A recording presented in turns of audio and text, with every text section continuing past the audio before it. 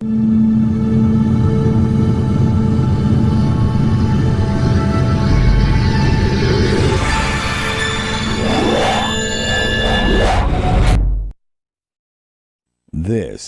is NEAF Talks. Now it's my great pleasure to introduce to all of you the man who we all know as the hardest working master of ceremonies in the cosmos, none other than the Vincent Coulihan. Vinny, come on out. Thank you, Joe. Hey, good morning, everybody. Hey, welcome to NEAF. We have a tremendous program, as Joe just laid out for you for this year, and we're proud to have this set up. And most importantly, we do it for you. And it starts off with our first speaker, a renowned astro imager. He takes phenomenal images of the planets and of the universe. He's traveled here from Cebu, Philippines. He made a brief stopover on April 8th, to take pictures and his imaging of the solar eclipse in Dallas, and now he's with us today. In 2006, in February of 2006, he discovered the red spot junior on Jupiter. And it really is a tribute to his dedication and his persistence to what he's done for us in the astronomy community. He has been an avid supporter of the astronomy community and for us all here at NEAF. His talk, Impacts after Shoemaker-Levy 9. Please welcome to NEAF, Mr. Christopher Go.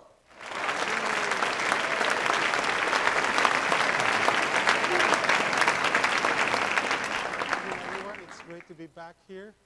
It's been how much, 6 years since I was last here. So this year is a special anniversary for all of us.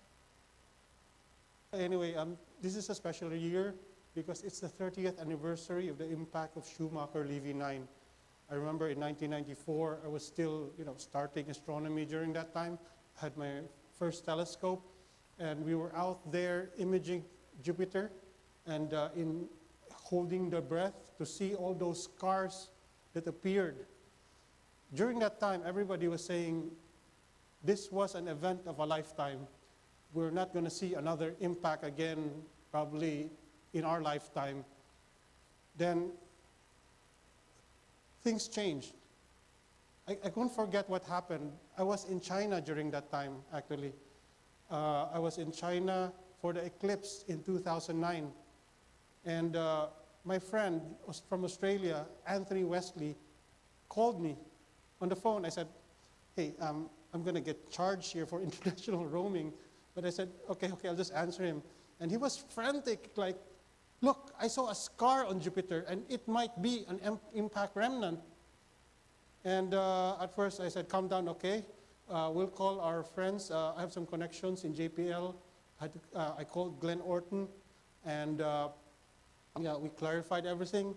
And 12 hours after, I think some of you remember him, Don Parker took an image, a methane band image of Jupiter, confirming that the spot, the black scar in the southern hemisphere of Jupiter that Anthony Wesley saw was bright in methane band, which means that it was an impact remnant. So right now we know that these impacts are more common than we believe. So it's not such a once in a lifetime event. So this is the discovery image of Anthony. You see that very dark scar. And this is the confirmation image of Don Parker. You see, this is a special filter, an image using the methane band, which is around 900 nanometers. And you can see this bright spot over here, which normally when you're imaging using methane band, the bright spots are high altitude clouds.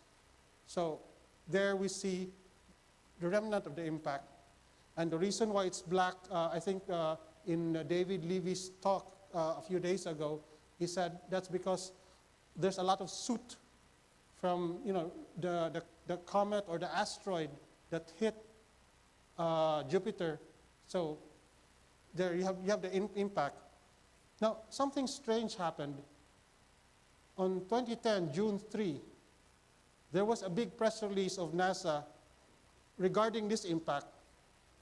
On the morning of here in Washington, D.C., so there was a big, there was a press release, and because during that time they used the Hubble Space Telescope, some major observatories, so the professionals were releasing their study about that impact.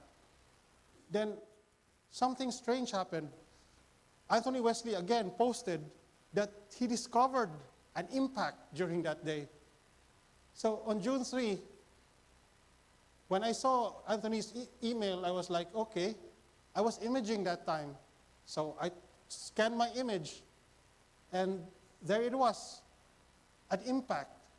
So what we saw was that, I'll show it in a while after this slide, a flash. You see this flash? That appeared on Jupiter. So we have Wesley during that time he was in Broken Hill in southern Australia, close to Adelaide, and I was in Cebu. So you have two people observing an impact. It was funny because when I saw the impact on my video, I was screaming, jumping. I was so happy. Then I have I think, how old was he? About 10-month-old son.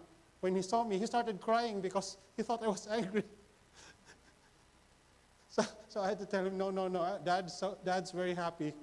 So this is the video of the impact. It was taken by two filters. I was using the blue filter, and Anthony was using the red. You can see the impact over here and over here. You see the flash? So the first thing that we did once the impact was witnessed was, we informed the professionals, and basically we called in the cavalry. This was the fastest turnaround time of getting Hubble time. So we were able to get director's discretionary time to have the Hubble Space Telescope to observe the impact site, whether there's any remnant. So here are some facts about the impact. It took the impact occurred in the SEB, the South Equatorial Belt, and it lasted around 2 seconds. One thing about the fireball is, about this discovery, it was observed by two observers, which really helped, confirm that it wasn't something that's spurious. But the thing is, there were no impact remnants. In fact, we tried observing. We used some big guns. We used Hubble. We used the VLT and the Gemini observatories. There were no remnants. So as a conclusion, we realized that this was not a big impact. In fact, this is the impact data from the videos that we have. And we basically conclude that what we got was what we call a bolide. So it's estimated that asteroid was around 20 meters in diameter and had an impact of probably around 1 megaton, between 250 kiloton to 1 megaton. So this was a small impact.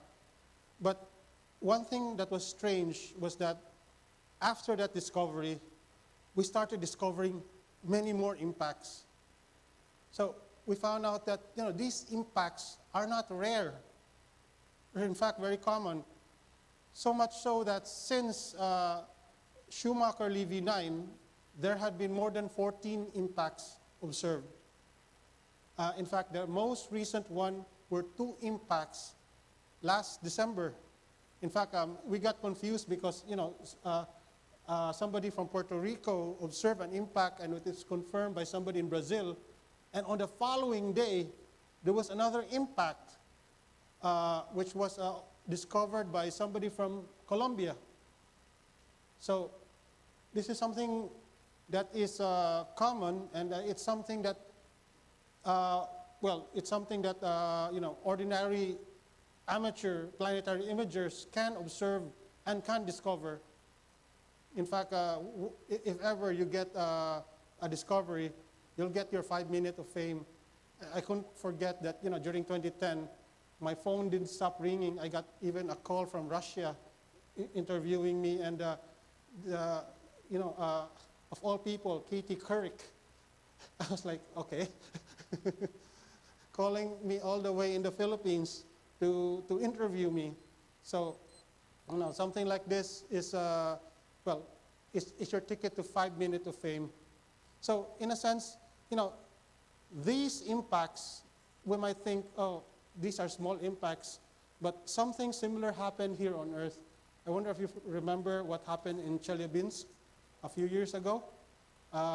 It was a small asteroid, and even if it didn't have any impact, basically it didn't hit the ground, it just exploded on the air. It did quite a lot of damage. We were lucky, I think there were no fatalities, but I think if something like that were to explode somewhere here in New York, it would be very devastating. So what we learned is that impacts are quite common, these things. In a sense, we have to take it for Jupiter that, in a way, Jupiter is getting most of those for us, clearing the way. Instead of those asteroids hitting our way, most of those probably just go into Jupiter. So, in a sense, in a small way, Jupiter is our shield. Now, speaking about amateur involvement of these discoveries of impacts, this is brought about because of the way we do planetary imaging. And the way we do it is called lucky imaging. For those of you who are, some of you here are planetary imagers, what we do is we take videos of the planet that we capture. And from these videos, right now, there is a software. One thing, before I go to that software, some of you are planetary imagers. Don't forget to activate ring buffer. And because, last December, Efrain Morales was imaging Jupiter during the time when he observed visually. The problem was he wasn't able to record it, or probably in his excitement. But I had to remind him that next time, even when you're not recording, there's a feature in fire capture called ring buffer, where when you press this button over here or here, it will save the last 30 seconds of what you were capturing. So in a sense that if, let's say, you're imaging and suddenly something exciting happens and you're not recording, you can just press that button. It will save everything that was not recorded in the last 30 seconds.